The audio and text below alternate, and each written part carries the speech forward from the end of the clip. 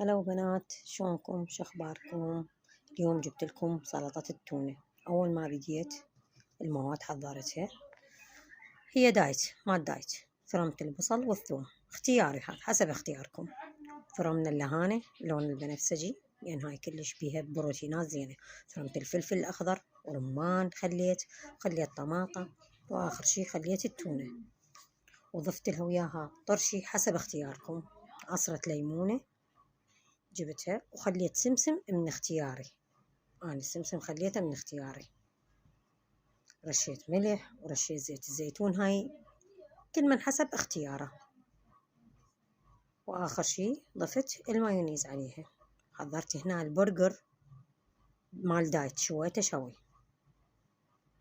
شوي لكم، واتمنى ينال اعجابكم. بالنسبة لبناتي لا، سويت الطماطة لهم قصصتها، قليتها قلي، والبرجر قليته لهم لأن هما يردون قلي، وهذا عشان اليوم.